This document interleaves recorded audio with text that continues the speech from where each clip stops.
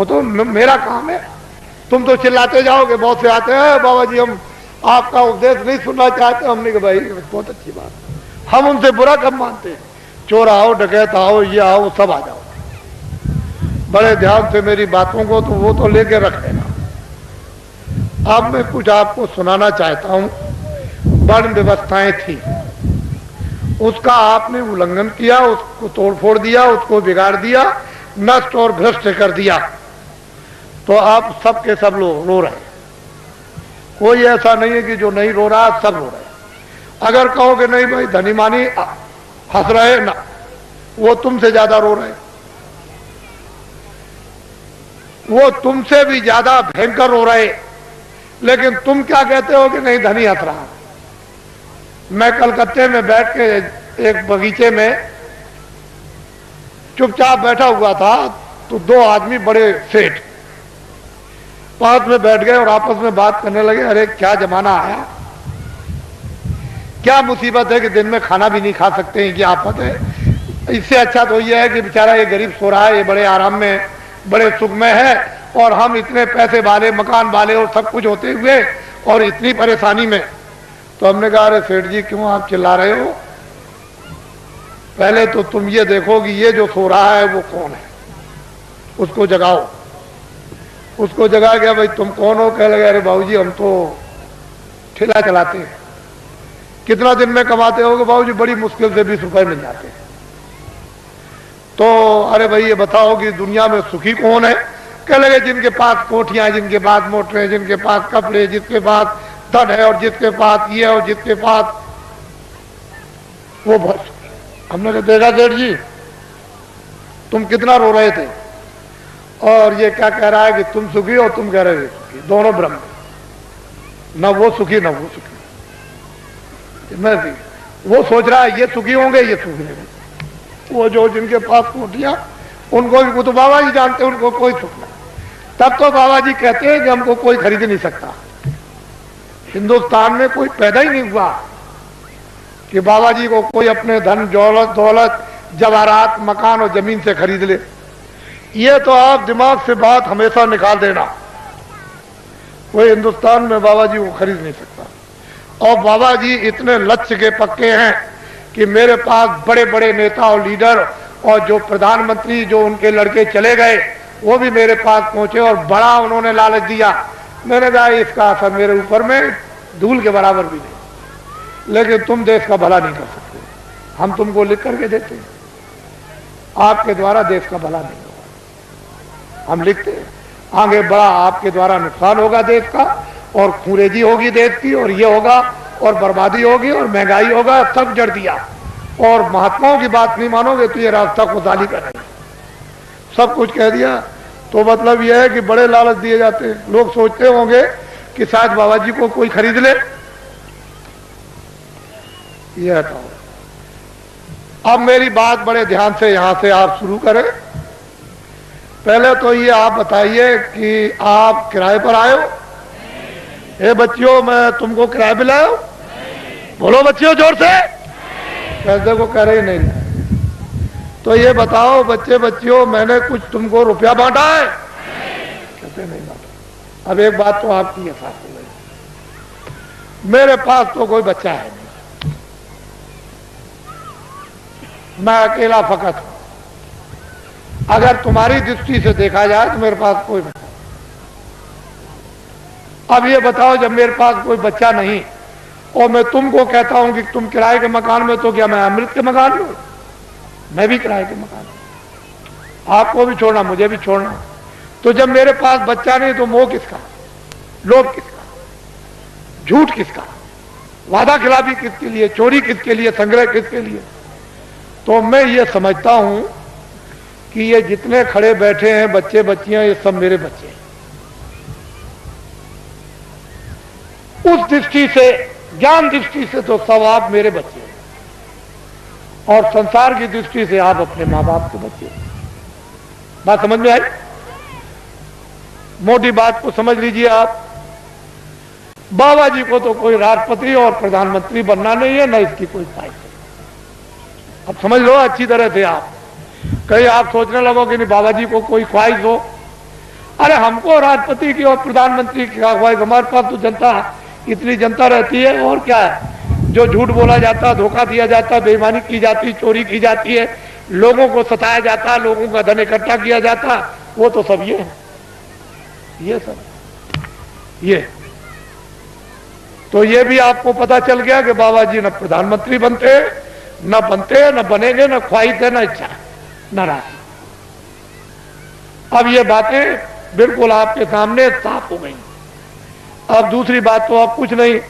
अब ये उत्तर प्रदेश में जो ये कहा गया है, अखबारों और रेडियो पर बड़ा जोरदार भाषण जो सीधा दिया गया है, तो लोगों ने सोचा होगा कि अरे भाई बहुत अच्छा है, देश में बड़ी तकलीफ, सूखा और अकाल की आ गई, और बड़े लोग जो हमारे नेता और लीडर है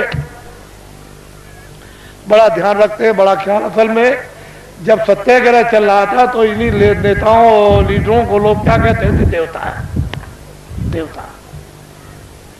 अरे हिंदुस्तान के लोगों, जब देश में 30 साल सत्याग्रह चल रहा था, उस समय पर कहा गया था कि अपने देश का कपड़ा तुम कपास पैदा करो खेतों में, और उसका मोटा दरी के बराबर सूत बुनो, और उसका तुम कुर्ता बनो और पैजामा या धोती, और वो उसका नाम है खद्दड़, उसको तुम पहनो तो देश आजाद हो जाएगा।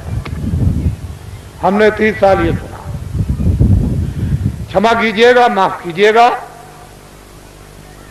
ये सब इस पीछे पूरी 30 साल सुनी और अंग्रेजों का राज होश में देखा।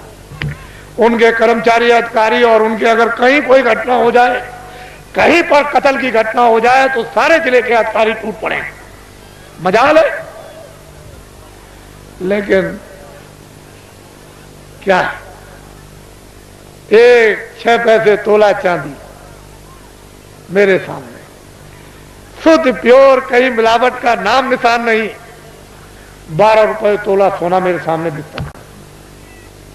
6 पैसे मजदूर को मजदूरी मिलती थी, और बेईमानी का नाम नहीं था, और पूरा गुजारा होता था मेरे सामने। 1 रुपए का 60 किलो चावल, 60 किलो गुड़ और 60 किलो चना बाजार में बिकता था, देहातों में तो छोड़ दीजिए। और सब लोग, ये इनकी व्यवस्थाएं बनाई हुई थी कि 1 इंच की भी जमीन किसी के पास नहीं है तो बड़ई तुम चले आओ खेत में, 1 बोझा बांध लो, लोहार बांध लो, धोबी बांध लो, ब्राह्मण बांध लो, जिसके पास जमीन नहीं खेत में आ जाओ, 1 गट्ठा बांध के। और 100 घर गांव में हुए तो 100 गट्ठे उसके 1 फसल पर हो गए। 2 फसलें होती थी 6 महीने के बाद। 100 गट्ठे धोबी, 100 गट्ठे बड़ई, 100 गट्ठे नाई, 100 गट्ठे ब्राह्मण, ये बांधते थे। और उस वक्त में 1 गट्ठा वो तो 200 गट्ठे हो गए एक के पास। क्या जरूरत है उसको खेती जोतने की और खेती रखने की, उसका तो पूरा। और ये हमारे छत्री और ब्राह्मण चुपचाप बच्चों को भेज दें, चले जाओ नाई के पास अनाज है, बड़ई के पास रखा हुआ, धीरे से सफाई पर ले आओ। और ये चुपचाप बेच करके बच्चों को अनाज रात को अंधेरे में, कि हम फसल आएगी घर में अब नहीं है तो जाओ ले आओ, और मैं ब्याज के सफाई पर दे देंगे।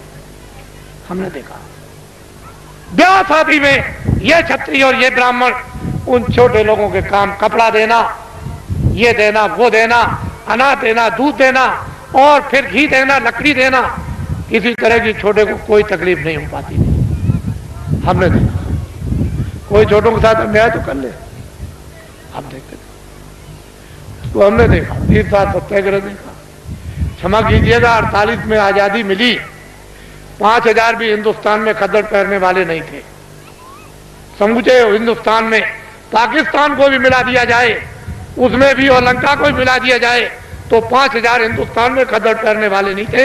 जब ये कहा गया कि देश आजाद हो गया, खद्दड़ पहन लो, कह लगे हम नहीं पहनेंगे, अपने घर और मकान कौन जलवाएगा, कौन बर्बाद कराएगा, इतना खौफ था। और एक दिन की आवाज पर इन बच्चों ने 1 करोड़ ने टाट, चलो जंगलवासियों, चलो चलो जंगलवासियों, आप अपनी जगह पर रहो बच्चों, वहीं धीरज के साथ सब लोग उसी जगह बैठे रहो, अपनी अपनी जगह पर बैठे रहो।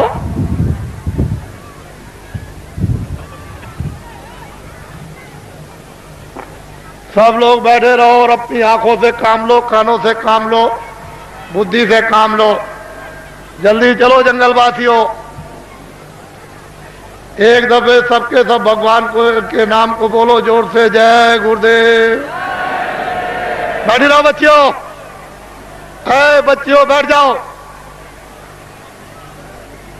सबके सब बैठी रहो, वहीं बैठी रहो, घबराओ मत। एक ही साधे सब सधे, एक दिन की आवाज पर 1 करोड़ लोगों ने, इन बच्चों ने बोरा पहन लिया। इस देश के अंदर 1 करोड़ बच्चे बोरा पहने हुए हैं। कौन हिंदुस्तान में नेता और लीडर पैदा हुआ जो एक दिन की आवाज पर करोड़ों बच्चों को ये टाट, ये बोरा, ये जूट पहरा दे? इनको देखो आप, पहले इतनों को देख लो, अभी तो आप आगे बहुत कुछ देखना है। इनको देखो, ये आपके सामने आ रहे हैं, बदन पर बोरा तो नहीं पहरे, मर्यादा के लिए एक लंगोटी तो जरूर है, लेकिन इनको देखो आप। जल्दी चलो बच्चों, जल्दी से इनको देखिए आप। हमको ये दिखाना है आपको कि एक दिन की आवाज पर इस देश के लिए, देश के काम के लिए, देश की सुरक्षा के लिए, देश के न्याय के लिए, देश की व्यवस्था के लिए, काश्तकारों के लिए, कर्मचारी अधिकारियों के लिए, मजदूरों के लिए और छात्रों के लिए, सेठ और साहूकारों के लिए अगर 1 करोड़ बच्चे एक दिन की आवाज पर ये टाट पहन ले तो ये कोई साधारण और आसान काम नहीं है। तुमने इतनी बड़ी बड़ी ताकत लगा दी और 5000 को भी तुमने खतर और टोपी पैजामा धोती नहीं पहरा पाया, और 1 करोड़ बच्चे टाट पहरे देश में घूम रहे हैं। पहले तो लोगों ने सोचा था कि बाबा जी मजाक कर रहे होंगे। बाबा जी कोई किसी के साथ मजाक नहीं करते। इनको देखो अपनी आंखों से, बच्चे और बच्चियों बैठे रहो, वहीं से सब कुछ दिखाई देगा। क्यों घबराते हो? सब दृश्य दिखाई देगा, पूरा का पूरा। ये तो रात अंधेरे में तो हो नहीं रहा, ये तो आपकी आंखों के सामने रोशनी में हो रहा। बड़े ध्यान से आप इनको देखें और हमारी बातों को चुपचाप शांति से सुने। कोई बोलेगा नहीं बैठाने वाला, अपनी अपनी आवाज को बंद रखो। इनको देख लीजिए आप, फिर इस बात को बड़े ध्यान से सुने कि दिल्ली की लोकसभा में 1 साल का खर्चा जो एमपी, जो दिल्ली में उस पार्लियामेंट लोकसभा में बैठते हैं, साल भर का लोकसभा का केवल खर्चा 35 अरब का। कितने अरब का? जोर से बोलो। 35 अरब का। इस भारत की आबादी यानी भारत की जनसंख्या 2 अरब की। कितने अरब की? जोर से बोलो, कितने अरब की? मैं आपकी बुद्धि से पूछना चाहता हूं कि दिल्ली की लोकसभा में एमपी बैठ करके, शासन करने वाले बैठकर ढंढोरा पीट कर अखबार रेडियो पर कि 80 करोड़ 80 करोड़ और 80 करोड़ का लोकसभा में बैठ करके बजट बनाया जाए, तो मैं आपसे मोटी बुद्धि से पूछना चाहता हूं, 2 अरब की आबादी को पूरा पड़ जाएगा? और रेडियो पर आपने जो ढंढोरा पीट रखा है और जो नसबंदी और गर्भपात आपने जो कुछ भी करवाया और 4-4, 5-5 महीने के बच्चों को जो आपने गिरवा दिया, क्या ये हत्या नहीं है? ये अपराध नहीं है? अंग्रेजों के राज में एक भी अगर गर्भपात गिराया जाता था और पता चल जाए अधिकारियों को, तो न्यायालयों में जाकर के उसको सजाए मौत की सजा होती थी। आए देशवासियों, क्या वो कोई कानून नहीं था? इतने आपने गर्भपात गिराए, इतनी नसबंदी कर्मचारी अधिकारियों की आपने इमरजेंसी में इनको पकड़कर सेठ साहूकारों को, इन देवियों को और बच्चों को पकड़कर आपने इतना बड़ा, आपने जनसंख्या की कमी के लिए आपने जो काम किया, और इस समय पर 2 अरब की आबादी है। बोलिए आप फेल हो गए कि नहीं? बोलिए फेल हुए कि नहीं? हमने भी मेरठ देखा था 50 साल पहले, हमने भी दिल्ली 50 साल पहले देखी थी। एक मामूली सी दिल्ली थी, वो चांदनी चौक के इर्द गिर्द ही आबादी थी और बाकी दिल्ली में कुछ नहीं था। हमने अपने आंखों से देखा था। आज उस दिल्ली को देखिए तो एक जो दिल्ली से 30-40 किलो की मील की दूरी पर गांव भी होगा, वो भी शहर बस गया। हमने देखा था। आपने सबसे पहले आपने प्रजातंत्र में ये शासन करने वालों ने अपराध किया है कि इस जनता प्रजातंत्र जनता के सामने आपने जनता की चोरी की, और ये अभी तक आपने नहीं बताया कि भारत की आबादी इतनी है। बोलिए अपराध है कि नहीं? बोलिए है अपराध। ये सबसे बड़ा अपराध भारतीय संविधान ये कहता है, बड़ा भारी अपराध है। जनता की प्रजातंत्र में चोरी नहीं करनी चाहिए, और आपने क्यों चोरी करके रखा है इसको मैं बताना नहीं चाहता। मैं आपसे सबसे ये पूछना चाहूंगा, आप तो गृहस्थ आश्रम में बाल बच्चों में रहते हो, क्या आदमी अपनी स्त्री से कोई घर का या बाहर का राज छुपा सकता? नहीं। कोई आपका गोपनीय भेद आपका यानी स्त्री से आप छुपा लेंगे? नहीं। तो जब घर का और बाहर का कोई भेद स्त्री से नहीं छुप सकता है, तो क्या कोई फरिश्ते ऊपर से उतर आए? मान लो अगर कोई विदेशी देश का आदमी विदेशी देवी से, औरत से शादी करे, तो शायद हो सकता है कि वो बहुत बड़ा हो गया है, वो अपनी स्त्री से अपना राज छुपा लेगा? नहीं छुपाएगा। तो ये बताओ कि देश का आदमी विदेशी औरत से शादी चलते फिरते में करे, मंदिर भी ना हो और मस्जिद भी ना हो और मुल्ला भी ना हो और पंडित भी ना हो और दरिया का किनारा भी ना हो और कोई मंदिर और मठ भी ना हो, गिरजाघर भी ना हो, और चलते में अगर शादी कर ले तो उसको राजा बना दोगे? तो आपने ये सबसे बड़ी गलती क्यों की?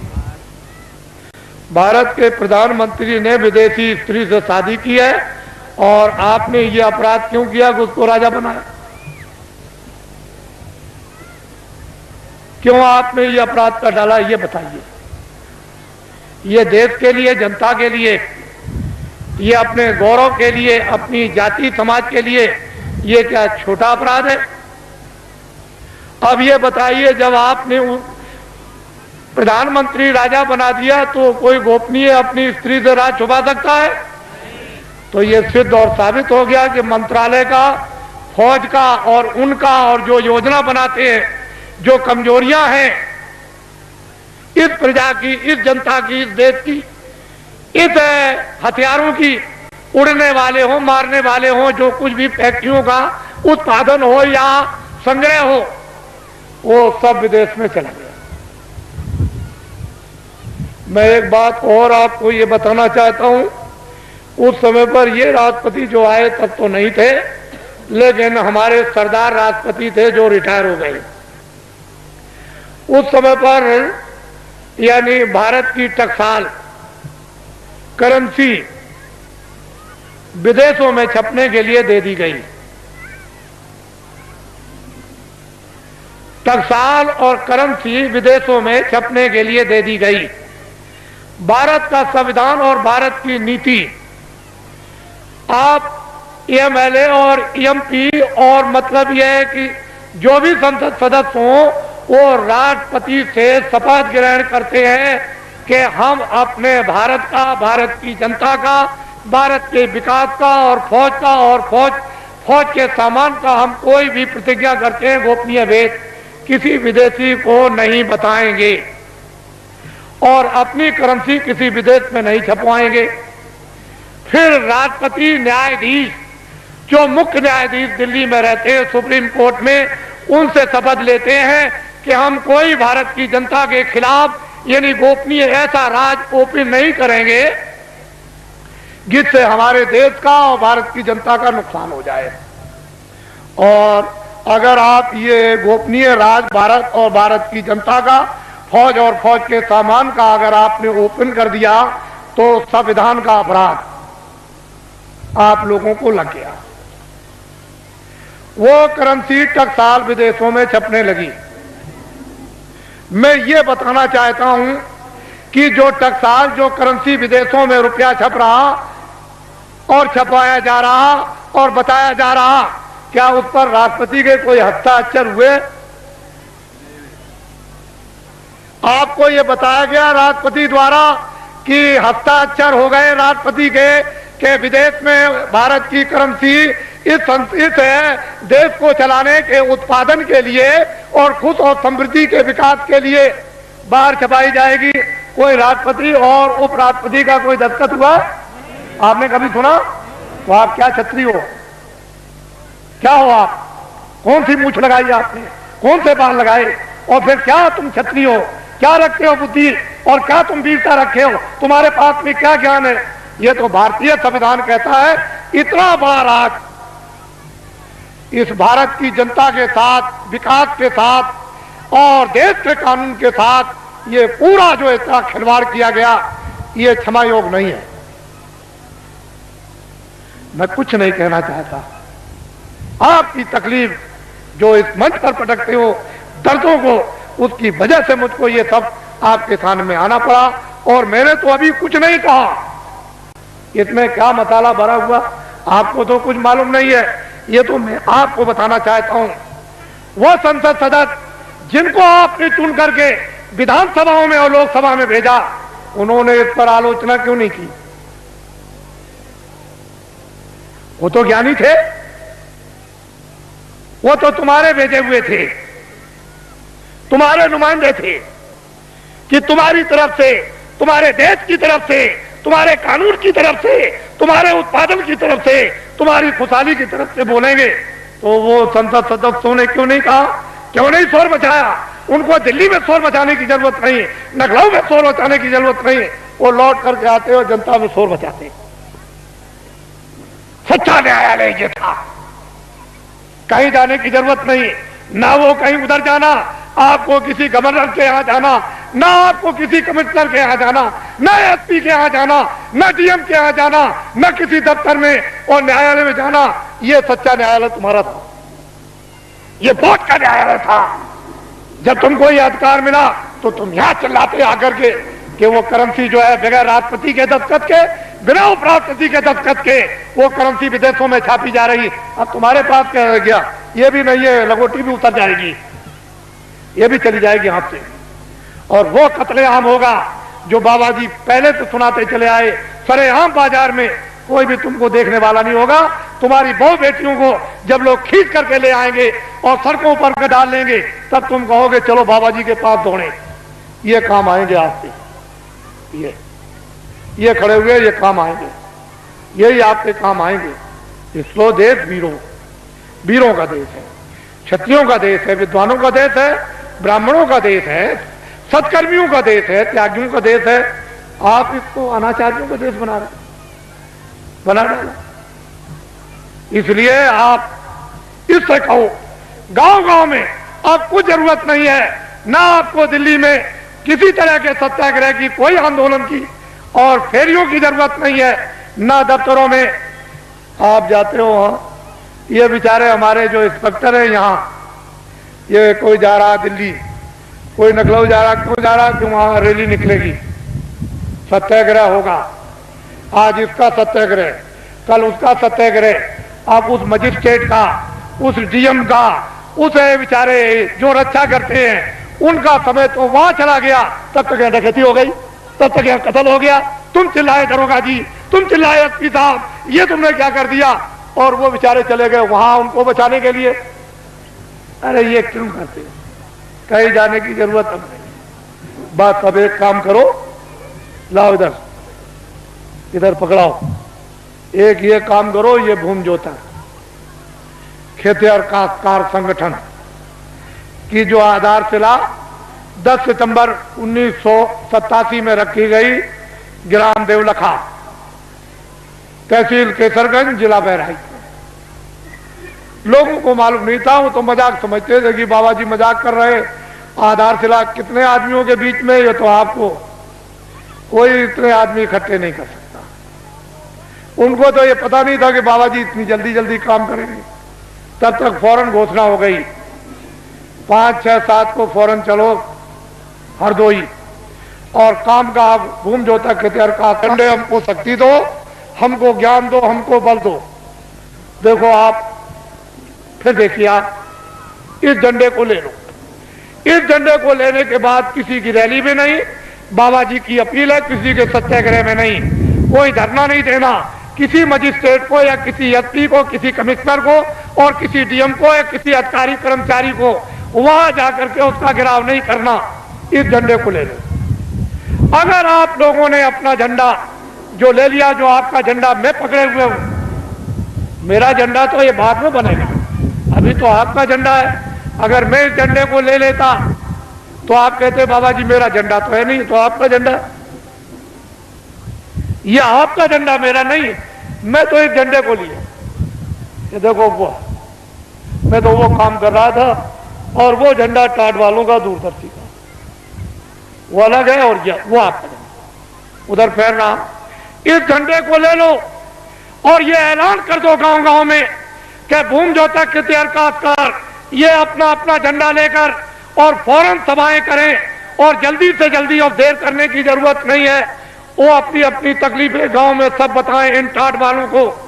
जो भी आपको पर्चे मिल जाए प्रस्ताव के, उसमें ट्रैक्टर का कर्जा, ट्यूबवेल का कर्जा, नाली का कर्जा, कुएं का कर्जा, इंजन का कर्जा, मेड़ का कर्जा, भैंस का कर्जा, बैल का, घोड़े का, गधे का, बकरी का, सुअर का और हलों का और यंत्रों का और खाद और गैबर गोश्त का और खादों का और बीजों का, जितना भी कर्जा 40 सालों का सरकारी रदा तुम दे सकते हो कि नहीं दे सकते हो, वो झंडे लेकर के तुम बखात करो और अपनी चीज को पटको जल्दी से और ये कहो कि झंडे अब हम इस योग नहीं रह गए, हम में ये समर्थता नहीं रह गई, अब हमारा 40 सालों का सरकारी जितना भी कर्जा है वो मैं ब्याज के माफ हो जाना चाहिए।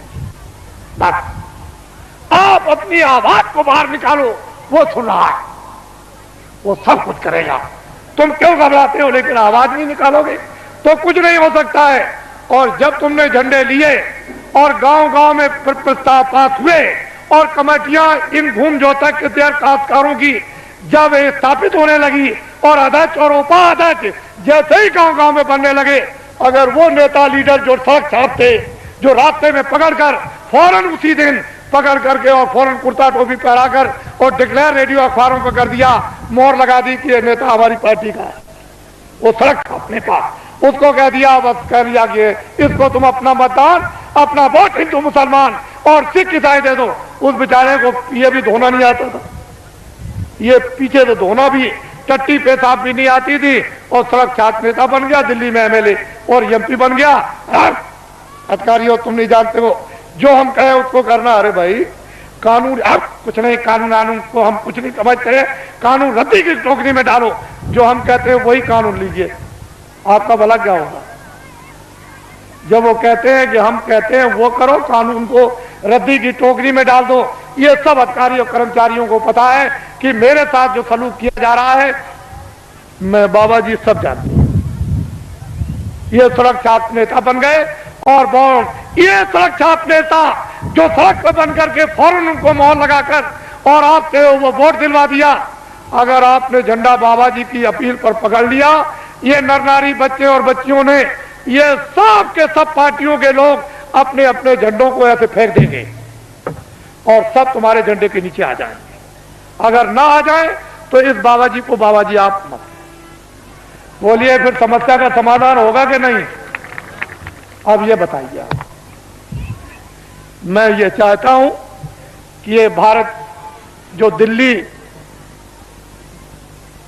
जो सत्ता है, जिसको आप सत्ता कहते हैं, हम तो चाहते हैं ये पकड़ लें और एक बार ये जो आपके सामने खड़े हैं ये आपको सत्ता दे दें। फिर इनसे हम क्या काम लेंगे तो शंकराचार्य जाने या राम जाने या मतलब यह है कि वो कृष्ण के वो ऋषि मुनि जाने, लेकिन एक बार इन आपको जब सत्ता दे दें तो फिर आप सत्ता लेकर के फिर से नव निर्माण कर दिया जाए नए ढंग से, और व्यवस्था आपके सुपुर्द कर दी जाए। फिर आप कोई भी गलती करे, कभी भी कान पकड़ के बाहर, अभी गलती करेगा तो निकाल सकते हो? बोलो, निकाल दोगे एमपी को? बोलो, किसी मिनिस्टर को निकाल दोगे? नहीं निकाल दोगे। तो तुम्हारा अधिकारी क्या रह गया? जिस आदमी को वोट देने का अधिकार, उसको पूरा पूरा राइट उसको निकालने का भी है। ये आपको मिलना चाहिए। ये नहीं मिलेगा खास कैसे? सामाजिक अधिकार ये सबको था कि समाज में न्याय के अधिकार सबको गांव गांव में थे, और सब बिना पैसे के न्याय गांव गांव में होते थे। वो अपने बच्चे को भी नहीं छोड़ते थे न्याय करने वाले, उनको भी सजा देते। तूने गलती किया, 5 रुपए का प्रसाद ला करके वो बांट दे, और माफी मांग कान पकड़ के वो अपने बच्चों से भी माफी मंगवाते थे। तो आपके पास क्या कुछ नहीं। इसलिए गांव गांव में तो पहले भूमि जोतक खेतिहर काश्तकारों की सभाएं, फिर उसका अर्थ और मतलब, फिर उसके बाद उसका प्रस्ताव कामों का, उसके बाद है फिर उसका चुनाव। और जल्दी से जल्दी देर करने की जरूरत नहीं है, जल्दी करो। जितनी जल्दी तुम करोगे, अब तो रास्ता निकल आया, जितनी जल्दी करो उतनी काम आपका होगा।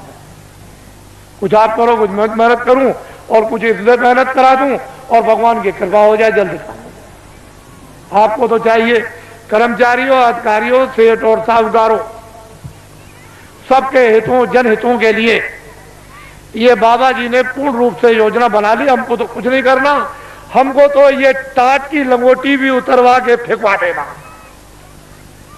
और दिल्ली की जिस पार्लियामेंट में 35 अरब रुपया साल में खर्चा होता है, उस पार्लियामेंट को उठा करके और जंगल में फूस की पार्लियामेंट बनवा करके और साल में 10 ही करोड़ खर्चा हो,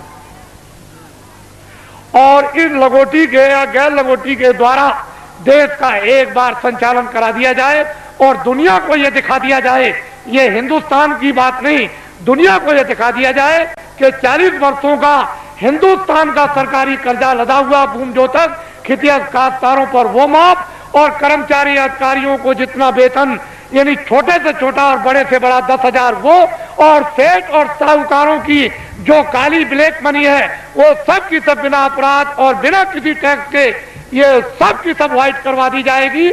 और इस पर कोई किसी तरह का आपको लाइसेंस नहीं लेना है, सब लाइसेंस यानी फ्री कर दिए जाएंगे, और सबको छोटे बड़े कारखाना लगाने का इनको अधिकार दे दिया जाएगा कि तुम छोटा से छोटा, बड़े से बड़ा कारखाना लगा दो। आपको ये क्या मालूम, ये तो संकेत है, ये झंडा आपको पकड़ना है। इसलिए अब आप तैयारी करो कि आपने गलती की है, आपने अपराध किया है। एक तो वास्तव में मानवता का, इंसानियत का अपराध, फिर विधान का अपराध, फिर ईश्वर की तरफ से, फिर ऋषि मुनि महात्मा रामायण गीता की तरफ से, आप कुरान की तरफ से गुनहगार। अब गुनाह आपका कब जाएगा?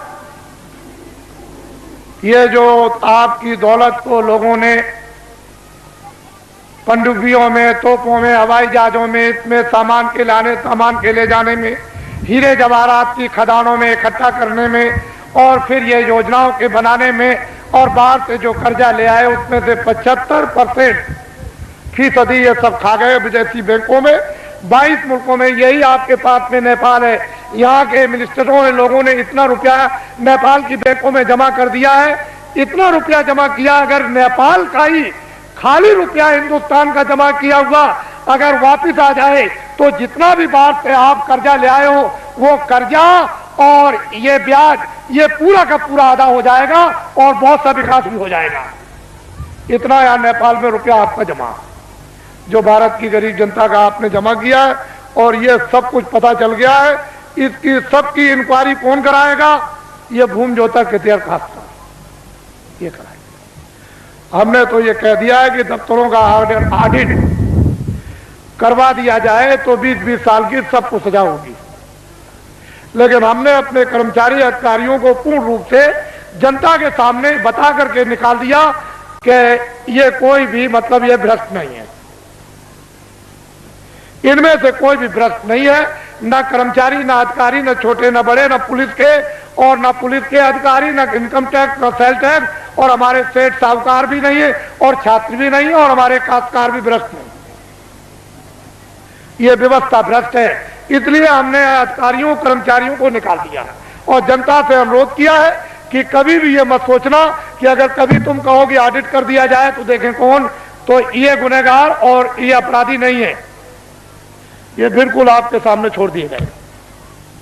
अब ये कौन आएगा गिरफ्त में, जहां से संचालन होता है, यह तो उनके ऊपर आकर के पड़ेगा कि आपने कर्मचारी अधिकारियों को काम क्यों नहीं करने दिया,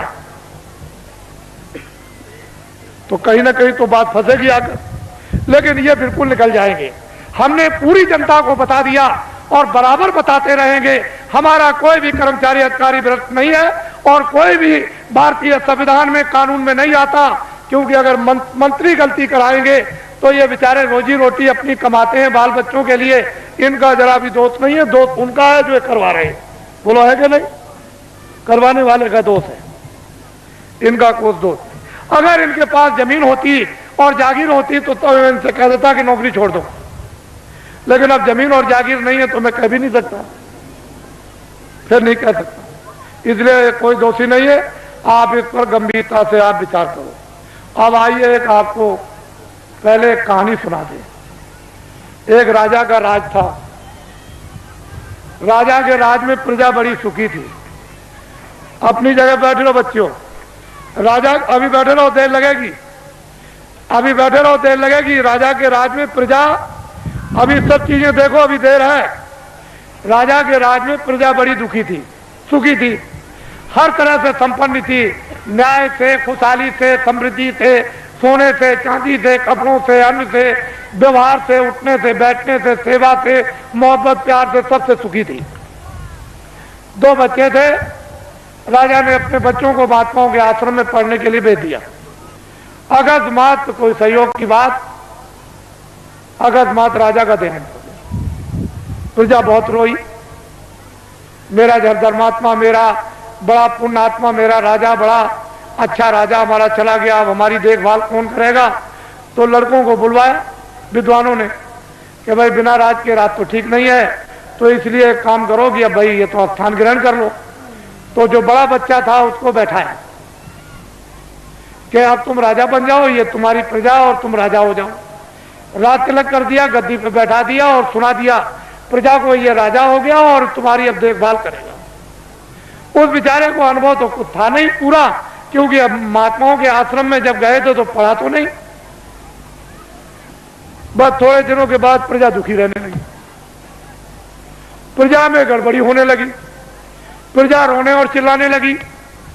राजा बहुत कुछ सोचे कि मैं क्या करूं, मैं बहुत उपाय करता हूं लेकिन प्रजा को कोई सुख नहीं मिल रहा। तो होते होते प्रजा चिल्ला पड़ी, राजा खराब है, राजा खराब है, राजा खराब है।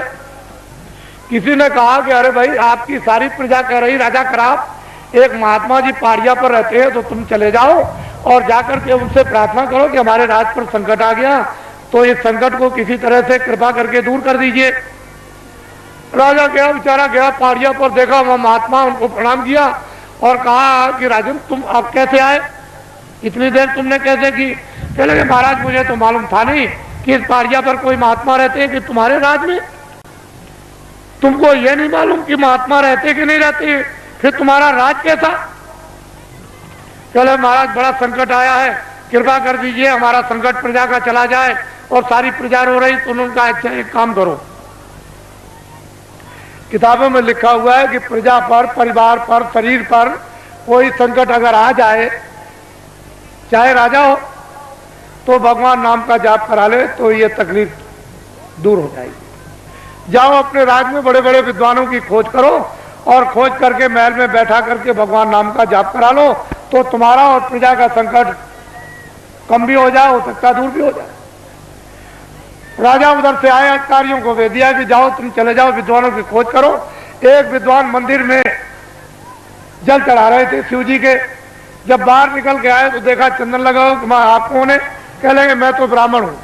कह लगे बस आप ही की तो तलाश के लिए मैं आया था, और चलिए चलिए राजा ने आपको याद किया है, जल्दी चलिए आप, आपको और कुछ नहीं करना, राज पर संकट आ गया, भगवान नाम का जाप कर दो, आपको दक्षिणा मिलेगी।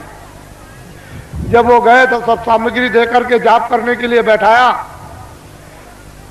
तो ब्राह्मण बोले, कह लगे भाई ठहर तो जाओ, जरा हमको सोच लेने दो कि हम शंकर की का जाप करें कि राम का जाप करें कि कृष्ण का जाप करें कि देवी का जाप करें कि गंगा जमुना का। कुछ देर तक वो सोचते रहे, जब उनकी समझ में कुछ नहीं आया तो धीरे से वो बोलने लगे कि क्या जाप करूं क्या न करूं, कौन सा जाप करूं कौन सा न करूं, किस नाम का जाप करूं किस नाम का न करूं।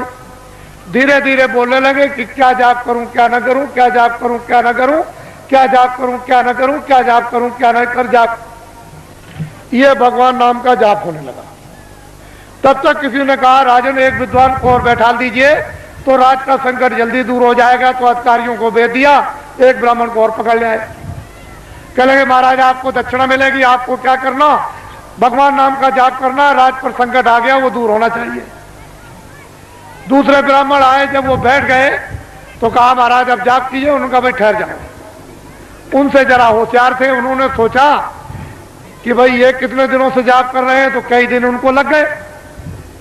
ये किस नाम का जाप कर रहे हैं, तो वो धीरे धीरे कहते थे क्या जाप करूं क्या ना करूं, क्या जाप करूं क्या ना करूं। तो दूसरे विद्वान कहने लगे जो ये करे सो मैं करूं, जो ये करे सो मैं करूं, जो ये करे सो मैं करूं, जो ये करे सो मैं करूं, जो ये करे। तब तक किसी ने कहा कि राजन अगर एक विद्वान को और बुला करके बैठा दो तो राज संकट जल्दी दूर हो जाएगा। तो दौड़े अधिकारी दौड़ाया तो तीसरे ब्राह्मण को और पकड़ ले आए। वो दोनों से होशियार, उनसे कहा महाराज आपको अच्छी दक्षिणा मिलेगी, भगवान नाम का आप जाप कर दीजिए। तो जब बैठ गए तो उन्होंने कहा भाई ठहर जाओ, मुझे सोचने दो, विचारने करने दो, जाप करने के लिए तुम्हें आए। उन्होंने सोचा कि पहले वाले विद्वान क्या जाप कर रहे हैं। तो पहला कहता है कि क्या जाप करूं क्या ना करूं, दूसरा कहता है जो ये जाप करे सो मैं करूं, तो तीसरा कहता है कि धांधली कब तक चलेगी, ये धांधली कब तक चलेगी, ये धांधली कब तक चलेगी, ये धांधली कब तक चलेगी। तब तक किसी ने कहा राजन तुम्हारे राज का सब नाश हो जाएगा। अरे 3 विद्वान जाप के लिए नहीं बैठाए जाते हैं, ये त्रिदोष हो जाएगा तो राज में संपात हो जाएगा। चौथे विद्वान को जल्दी खोजो और उसको ले आओ, तब राज संकट जाएगा। तो दौड़ पड़े अधिकारी, चौथे को पकड़ ले। जब चौथे आए तो तीनों से चौथे होशियार। उन्होंने सोचा कि भाई पहले वाले 3 क्या कर रहे हैं। तो एक कहता है कि क्या जाप करूं क्या ना करूं, क्या जाप करूं क्या ना करूं। तो दूसरा कहता है जो ये करे सो मैं करूं, जो ये करे सो मैं करूं। तो तीसरा कहता है ये धांधली कब तक चलेगी, ये धांधली कब तक चलेगी। तो चौथा कहता है कि जब तक चलेगी जब तक सही, जब तक चलेगी जब तक सही, जब तक चलेगी जब तक सही, जब तक चलेगी जब तक। ये चारों जाप कर रहे हैं। एक कहता है कि क्या जाप करूं क्या ना करूं, दूसरा कहता है जो ये करे तो मैं करूं, तीसरा कहता है ये धांधली कब तक चलेगी, ये धांधली कब तक चलेगी। तो चौथा कहता है जब तक भारत की जनता नहीं जगेगी तब तक चलेगी, जब तक भारत की जनता नहीं जगेगी तब तक चलेगी, जब तक भारत की जनता नहीं जगेगी तब तक चलेगी, जब तक भूम जो तक खितिया का तार नहीं जगेंगे तब तक ये धांधली चलेगी। किसी ने आकर के कहा कि राजन बड़े बड़े विद्वान भगवान नाम का जाप कर रहे, उसको देखा जाए। तो आगे कहा मंत्री ने कि चलो सिपाहियों, राजा जाप देखना चाहते हैं। सिपाही गए, विद्वानों से कहा कि अरे विद्वानों, मंत्री और राजा आपके जाप को देखने के लिए आ रहे।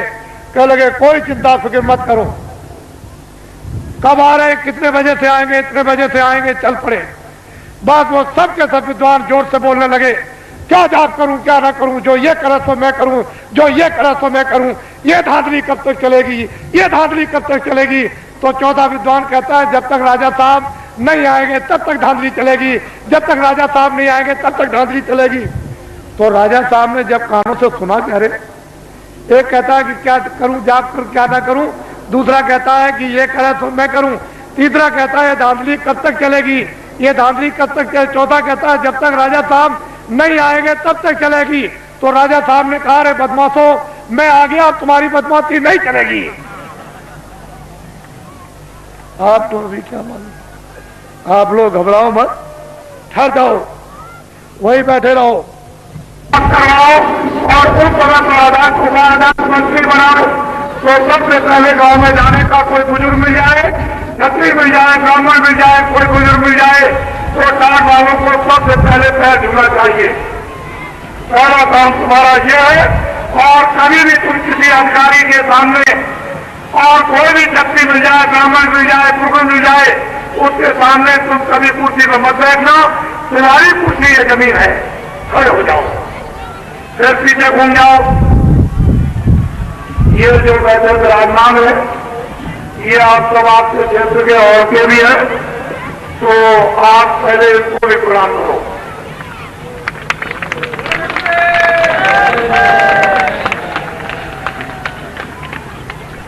इनको देखिए आप, बाबा जी चाहते हैं कि जो व्यवस्थाएं, पर व्यवस्थाएं जो खत्म हो गई, ये बड़े बड़े लोग बैठे हैं सामने और पीछे, ये जमींदार थे, जागीरदार थे, ये कोई काम नहीं करते थे। इनका काम क्या था कि लोगों को न्याय देना, लोगों को न्याय दिलवाना, रक्षा करने और वक्त पर उनके काम आना।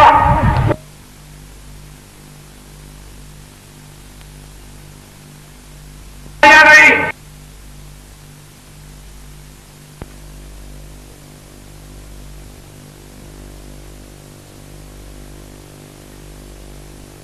झोला लेकर पीछे पीछे जो राम ने वरदान दिया था, जब भगवान राम जा रहे थे सम्राट को, तो नर नारियों के साथ में विदा करने के लिए हिजर भी गए। भगवान राम ने कहा कि जाओ नर नारी, तुम अयोध्या लौट जाओ, हम जल्दी वापिस 14 रात पूरे करने पर आ जाएंगे। तो नर और नारी तो चले गए, लेकिन अयोध्या के हिजड़े नदी के किनारे पर गए। जब भगवान राम लौट कर आए और नदी पार करने लगे तो वहां बहुत लोग पड़े हुए। पूछा, तुम लोग कौन हो? क्या सरकार हमको अयोध्या भेजे? यहाँ कैसे पड़े हुए हो कि सरकार आपको विदा करने आए थे?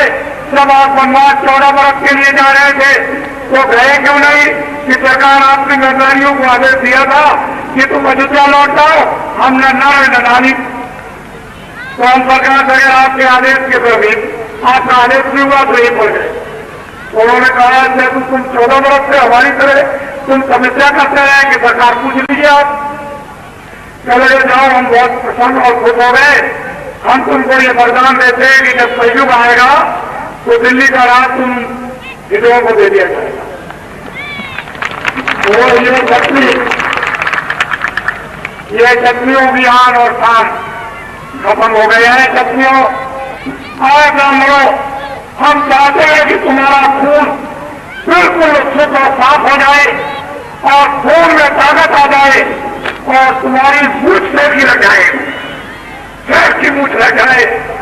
और अब तुम्हारा ये फिर से खून साफ करने का और शेर की मूछ लगाने का ये काम है कि गाँव में तुम जल्दी से जल्दी चलो और होम योद्धा के साथ साथ ये वैचारिक क्रांति का ये झंडा उनको पकड़ा दो। ये तुम्हारा काम है। अब तो तुम्हारा खून साफ हो जाएगा और तुम तुमसे सकते तो कहलाओगे।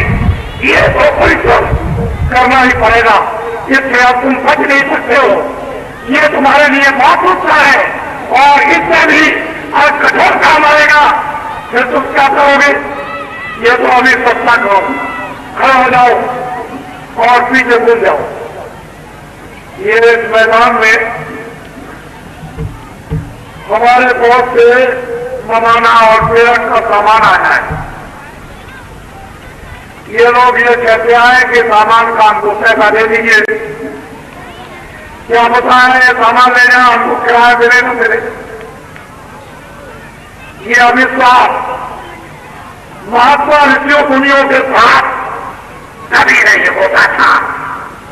ये अविश्वास इसलिए सबसे पहले आप जिन लोगों ने अविश्वास इस धर्म में और कर्म के काम पर किया है उनको भी आप प्रणाम करो।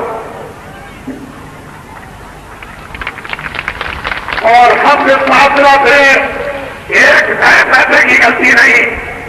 और जो कुछ भी आपने सामान दिया है उसका आपको पूरा जो वादा किया है कि हम किराए पर देते हैं, पूरा किराया आपको मिलेगा। किसी को किसी चीज की घबराने की जरूरत नहीं। जब तुम आश्रम कराओगे, बाबा जी तो सही बैठे रहे, तो हमारे नाम से लाखों रुपए का सामान ला सकते हो, लेकिन लोग जानते हैं कि एक नए पैसे की गलती नहीं, खड़ हो जाओ, फिर पीछे घूम जाओ और फिर तेजी से पीछे घूमो। ये हमारे अधिकारियों ने बहुत मेहनत की, कर्मचारियों ने, और हमारे जो स्कूल का ये मैदान है छात्रों का, उन्होंने शायद लोगों ने जिन्होंने इस मैदान में योगदान दिया। खड़े हो जाओ, ये हमारी माताएं आई है जिनसे तुम पैदा किए हो, फिर वो प्रणाम करो। ये हमारी माताएं हैं, तुम इनके पैदा हुए तो प्रणाम करो। इनके सामने तो वादा कर रहे हो, ये वादा एक भी झूठा नहीं होना चाहिए, क्योंकि ये वादे प्रतिज्ञा इनके सामने तुम बस समझ लो, जिन्होंने इनके सामने का वादा पूरा कर दिया, बस समझ लीजिए वो मुझे प्राप्त कर जाएगा। और माताओं के सामने का जिसने वादा पूरा नहीं किया, वो समझ लीजिए आप कि चला गया। जैसे सोने की लंका रावण की चली गई, वैसे ही खड़ा हो जाओ, फिर पीछे घूम जाओ और फिर तक पीछे घूमो। मैं जरा सबका दर्शन करूंगा, क्योंकि सब बच्चे हैं, सोचते हैं बाबा जी दूर खड़े हुए हैं, तो जरा नजदीक से देख ले। सभी इच्छा करते हैं कि बाबा जी को नजदीक से देखा जाए, तो बैठे रहो, आप घबराओ नहीं, मैं उधर से आऊंगा और सबका दर्शन करता हुआ फिर जाऊंगा।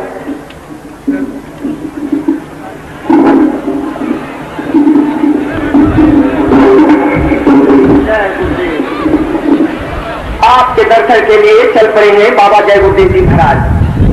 हस्तिनापुर की ऐतिहासिक धरती पर हम सभी लोग उस प्रभु को याद कर रहे थे जिसने जुल्म और अत्याचार को खत्म करने के लिए महाभारत की जो रचना किया था।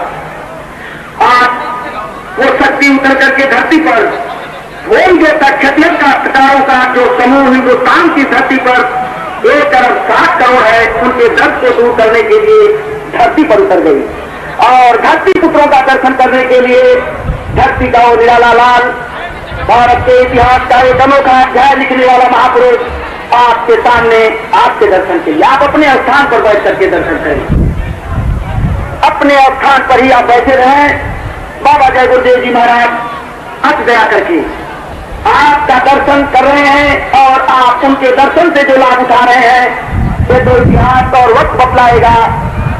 आप आपके आज होम ज्योता क्षत्रिय दास संगठन के इस ऐतिहासिक सम्मेलन हस्तिनापुर में जो 29, 30 और 31 तारीख को संपन्न होने को था, आज उसका ये आखिरी और समापन दिवस है। समापन के अवसर पर दर्शन कर रहे लोगों, आप कितने ही भाग्यशाली हैं, इसकी सराहना देवतागढ़ भी नहीं कर सकते। आप सब अपने अपने स्थान पर बैठ करके ही दर्शन का लाभ लें, जिससे कि पीछे के लोग भी पूरी दर्शन की अभिलाषा से आए हुए हैं, उनकी भी अभिलाषा पूरी हो। बाबा जय गुरुदेव जी महाराज ने जो आप माताओं के सामने अपने भक्तों से जो प्रतिज्ञाएं कराई, देश के कर्मचारियों, अधिकारियों, देश साहूकार नौजवानों और देश के भूमि तक क्षेत्रीय काश्तकारों के संबंध में वो माताओं के सामने की हुई प्रतिज्ञाएं ये पूरा करेंगे। बीच में गुरु हैं, आज इस हस्तिनापुर की ऐतिहासिक धरती पर। जय गुरुदेव।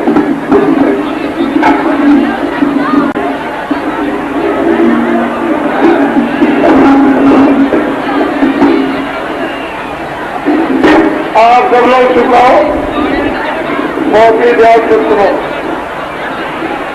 ये अवसर बार बार नहीं मिलता, बड़ी मुश्किल से ये अवसर मिला। इनकी तरफ तुम लोग सबके तो बैठ जाओ, सबके तो बैठ जाओ, बैठो जंगलवासियों, बैठ जाओ, बैठ जाओ, बैठ जाओ बच्चों, बैठ जाओ बच्चियों, बैठो, खड़ी मत जाओ, बहुत ही ध्यान से सुनो। पहले वो लोग इस बात को अच्छी तरह से सुन लें कि लखनऊ में कोई भी कार्यक्रम फरवरी में नहीं होगा। लखनऊ में कोई कार्यक्रम फरवरी में नहीं होगा, अगले महीने में कोई कार्यक्रम लखनऊ में नहीं होगा। मैं 13 फरवरी और 22 फरवरी के बीच में जा रहा हूं आपके सौराष्ट्र में भावनगर के पास, जहां पर सोमनाथ मंदिर है। वहां घूमजोता खिटियार खासकर लोगों ने वहां आह्वान किया है और बड़ी संख्या में, जहां सोमनाथ मंदिर है सौराष्ट्र में, उसी के पास में यह कार्यक्रम होगा। लेकिन तारीख उसकी 13 और 22 फरवरी के बीच में होगा। उसकी घोषणा मैं कल हो सकता है करूंगा, लेकिन आपके लिए तो उसमें कुछ नहीं, बड़ी दूर है और आप तो वहां जा भी सकते हो, ये वही के लोगों के लिए है। मैं लौट करके वापस आऊंगा तो मथुरा में होली का कार्यक्रम मथुरा में होगा और 13 फरवरी को उत्तर प्रदेश के सभी जिलों में घूमजोता खिटियार खासकर संगठन का वैचारिक ये सम्मेलन होगा। एक ही तारीखों में, चाहे 60 जिले हो चाहे 55 जिले हो, एक ही तारीख में पूरे उत्तर प्रदेश के जिले में घूमजोता खिटियार खासकर संगठन का सम्मेलन होगा। और 22 फरवरी को जो आगे महीना आ रहा है, आज के बाद में 22 फरवरी को उत्तर प्रदेश की सारी तहसीलों में, जितने भी उत्तर प्रदेश में तहसीलें हैं, उन सभी तहसीलों में एक ही तारीख को घूमजोता खिटियार खासकर संगठन का सम्मेलन वैचारिक क्रांति का होगा। इसको याद रखेंगे अच्छी तरह से। होली का कार्यक्रम मथुरा में होगा। उसके बाद जब मार्च का महीना लग जाएगा तो मैं फौरन अभी उड़ीसा में जा रहा हूं, जहां घूमजोतुओं का बड़ा विशाल कार्यक्रम यानी उड़ीसा में 7 जिलों में बड़े जोर से चल रहा। वहां लोगों ने आह्वान किया कि आप वहां पर जल्दी से आ जाइए और ध्यान से बात को सुने अच्छी तरह से। ये आज अंतिम दिन है। 29 और 30 और 31 जनवरी को आपके हस्तापुर में ये तीनों दिन कार्यक्रम आपके समक्ष में।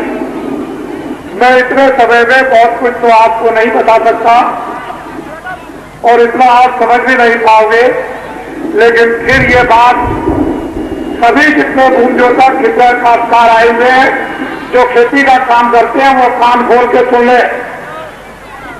और जंगलवासियों, ये हमारे घूमजोतक बहुत परेशान तकलीफ में है। 40 सालों पर इन पर कर्जा लगा हुआ है सरकारी। ये 40 सालों का सरकारी सबसे बड़ा कर्जा ट्रैक्टर का, और ट्रैक्टर भी उसके साथ जोड़ लिया गया।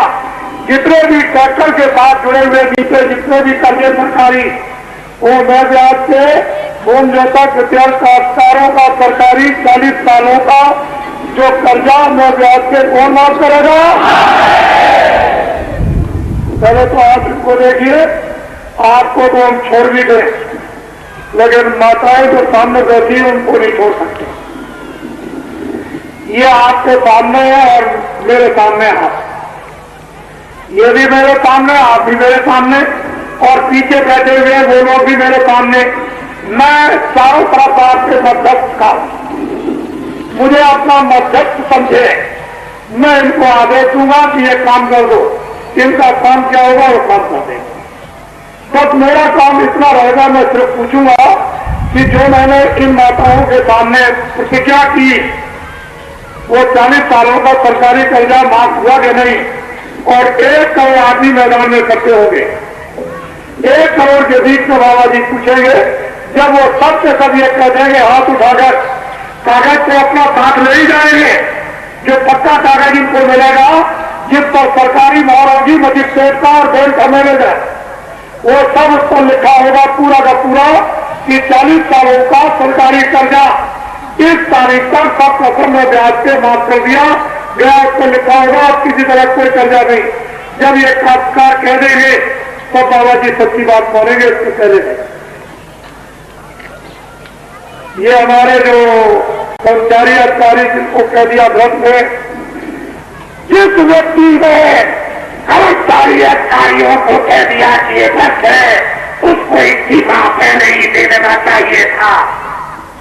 ऐसे लोगों को उसने कह दिया कि भ्रष्ट है, और व्यर्थ कौन है? ये ऐसे ही रह गए। हमारे देश का कोई कर्मचारी अधिकारी व्यर्थ नहीं है। ये जो दिल्ली में बैठ के शासन करते हैं संपूर्ण रूप से यही भ्रष्ट है। और इनकी दवा काम करेगा, ये सामने बैठे हैं, ये दवा कर देंगे। इनको रास्ता अभी तक मालूम नहीं था, लेकिन अब इनके सामने रास्ता आ गया। घबराने की जरूरत नहीं, बाबा जी की अपील है। ये अपना झंडा पकड़ लो, किसी की रैली में बाबा जी की अपील पर कोई भूल तक के यानी रैली में नहीं जाएगा, ना उनके सत्याग्रह में, ना वो कमिश्नर का गिराव करेगा, ना एसपी का करेगा, ना डीएम का करेगा। किसी भी दफ्तर में गिराव करने की जरूरत नहीं। और न वो बिजली के बारे में पूछता है, न वो गन्ने के बारे में पूछता है। और फोन जो तक कामकाज को ये चाहिए कि ये झंडा अपना पकड़ ले। सबसे पहला काम ये झंडा अपना पकड़ ले। अगर एक के सादे से सब काम न पूरे हो जाए तो जो बाबा जी को आप सजा देना, सजा दे देना। हम सजा तुम्हारी तरफ से बोलने के लिए तैयार है, लेकिन झंडा आपको ये जान है देश के लोग कि उन्होंने अपना निजी झंडा पकड़ लिया और किसी झंडे के नीचे बहकावे में लोग लालच में नहीं आएंगे। और कभी कोई लोग लालच मत, बहुत तुम लोग लालच में आए, बड़े बड़े तुमने झंडों के लिए नारे लगाए कि जिंदाबाद मुर्दाबाद, इससे निकल गए वहां नारे लगाए, उस झंडे के नीचे उससे निकल गए वहां से झंडे, सबके झंडों से निकलकर अब मरीज बनने की जरूरत नहीं, अपना झंडा ले। अगर तुम्हारा मर्ज न चला जाए तो देखे ना, ये झंडा लो। जंगलवासियों खड़े हो जाओ, पीछे घूम जाओ, उनको भी देखो। हमारे जहां बीच में बैठे दोनों तरफ वो 60 वाले बैठे इधर घूमजो तक, ये किधर खासकार संगठन के, और फिर इधर घूम जाओ।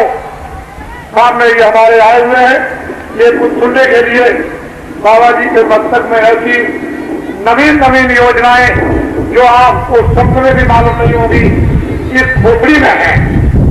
लेकिन हम वो बता क्यों दे, क्यों कि मुझे तो कोई नौ लालच है नहीं।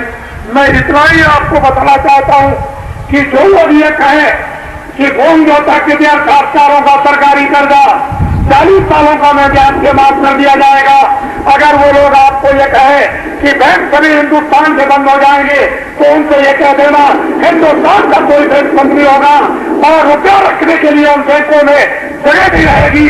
उस रुपये को रखने के लिए नई बैंकें और खोलनी पड़ेगी। उनके लिए जवाब है, उनको कह देना बाबा जी को कुछ नहीं चाहिए, जो बाबा जी समझते नहीं तो आपकी। और ये बाबा कौन होगा? जितना विदेशों से कर्जा आया इस भारत के विकास के लिए, इस जनता की सेवा के लिए, वो तो 75% खर्च कर गए।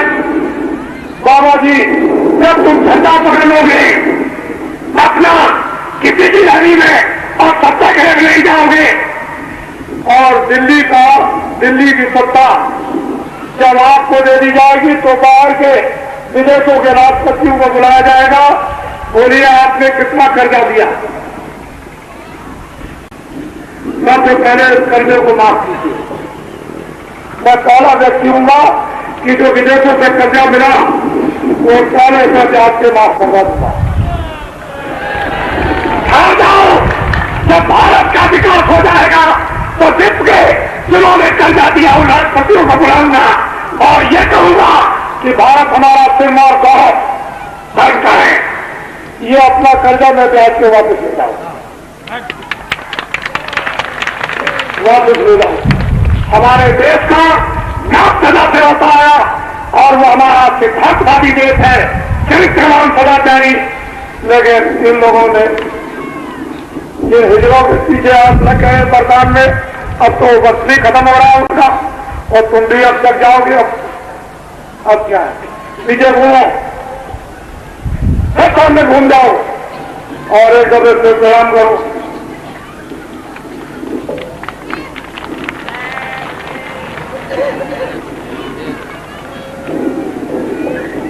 खड़े हो जाओ और हमारी तरफ देखो। और अब हम आप अपने आप आपको और हमको, हम आप दोनों मिलकर पढ़ें।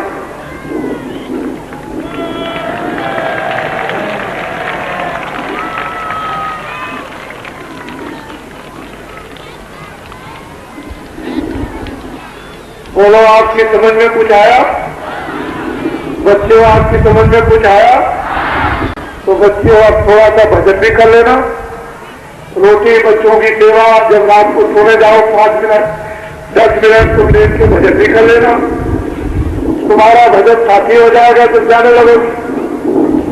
और इधर तुम्हारे लिए हम मेहनत कर ही रहे हैं। ये सब चीजें तुम्हारी समझ में आ रही। और धीरे से आप 7:30 बजे आपको और ऊंची बात सुनाएंगे।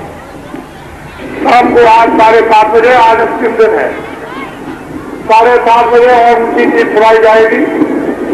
खड़े हो जाओ जंगलवासियों और उधर को घूम जाओ सूरज की तरफ। चलो सीधे चल लो, चलो आने को जंगलवासियों।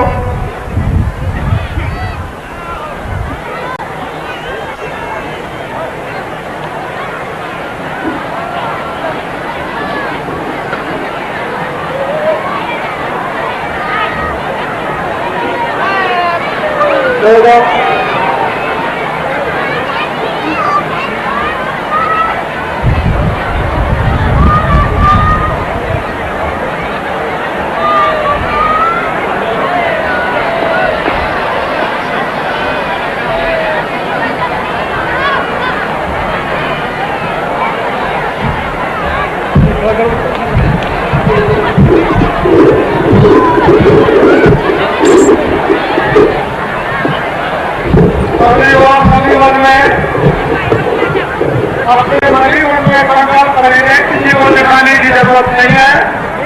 गांव में अब ये घटे पढ़ाने का मरीज में होगा और रानी इसको देखेंगे। ये फिर देखेंगे कि आपने क्या काम किया, कितनी आपने मेहनत की। ये बाबा जी फिर देखेंगे। बाबा जी ऐसे नहीं है कि आपको छोड़ करके इतनी जल्दी चले जाएंगे। ऐसा नहीं, जब एक बार पकड़ लेते हैं तो छोड़ना नहीं जानते।